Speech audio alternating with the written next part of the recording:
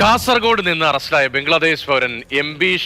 Sheikh Ansarullah Bangla team എന്ന സംഘടനയുടെ സജീവ പ്രവർത്തകനാണ് എന്നതാണ് അന്വേഷണ സംഘത്തിന്റെ ഇപ്പോഴത്തെ ഒരു പ്രധാനപ്പെട്ട കണ്ടെത്തൽ വരുന്നത്. ഇയാൾ അൽ ഖ്വയ്ദയുടെ സ്ലീപ്പർ സെൽ അംഗമായും പ്രവർത്തിച്ചുവെന്നും ഈ അന്വേഷണത്തിൽ നിന്ന് വ്യക്തമാകുന്നുണ്ട്. ഉദുമ കേന്ദ്രീകരിച്ചാണ് ഇയാൾ പ്രവർത്തിച്ചിരുന്നതെന്നും അന്വേഷണ സംഘം കണ്ടെത്തുകയാണ്. സാരംഗ് സുരേഷാണ് വിവരങ്ങളുമായി. സാരംഗ്, ഇതുൾപ്പെടെ എന്തൊക്കെ പ്രധാനപ്പെട്ട കണ്ടെത്തലുകൾ ഇയാളുമായി ബന്ധപ്പെട്ട് ഇപ്പോൾ അന്വേഷണ സംഘത്തിന് വിവരങ്ങൾ അന്വേഷണ സംഘത്തിന് ലഭിച്ചിട്ടുണ്ട്?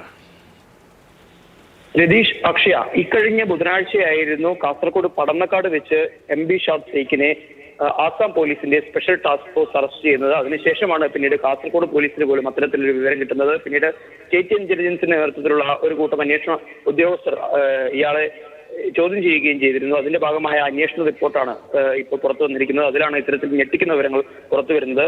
ഈ ഷെയ്ഖ് അൻസാറുള്ള ബംഗ്ലാ ടീം എന്ന ബംഗ്ലാദേശി തീവ്രവാദ സംഘടനയുടെ അംഗമാണ് എന്നുള്ള വിവരമാണ് ഇപ്പോൾ പുറത്തു വന്നിരിക്കുന്നത്. ഇയാൾ ആസാമിലടക്കം നിരവധി ബോംബ് സ്ഫോടന കേസുകളിലെ പ്രതിയാണ് എന്നുള്ള വിവരം കൂടി പുറത്തു വരുന്നുണ്ട്.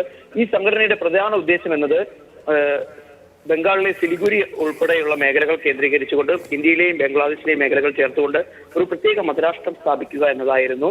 ആ സംഘടനയുടെ കമാൻഡറുടെ നിർദ്ദേശപ്രകാരമാണ് ഷെയ്ഖ് ആദ്യം ഇന്ത്യയിലെത്തിയതും പിന്നീട് കേരളത്തിലെത്തിയതും. 2018 മുതൽ ഇയാൾ കാസർഗോഡ് കേന്ദ്രീകരിച്ച് പ്രവർത്തിക്കുന്നുണ്ട്. ഈ കാസർഗോഡ് കേന്ദ്രീകരിച്ച് പ്രവർത്തിക്കുമ്പോൾ ഇയാളുടെ പ്രവർത്തനം ഏത് തരത്തിലായിരുന്നു? ഈ സംഘടനയുമായി ബന്ധപ്പെട്ട പ്രവർത്തനങ്ങൾ തന്നെയായിരുന്നു?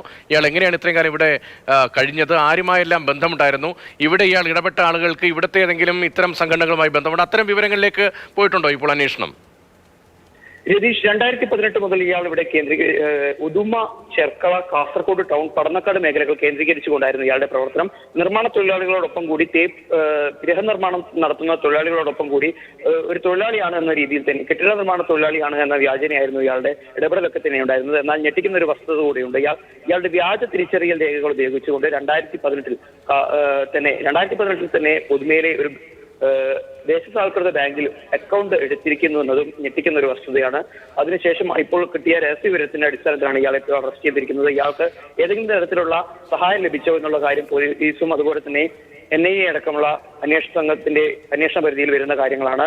ഇയാളുടെ കരാറുകാരനടക്കമുള്ള ആളുകളെ ഇനി കസ്റ്റഡിയിലെടുത്ത് ചോദ്യം ചെയ്യാനുള്ള സാധ്യത കൂടി മുന്നിൽ കാണേണ്ടതായുണ്ട്. രതീഷ്.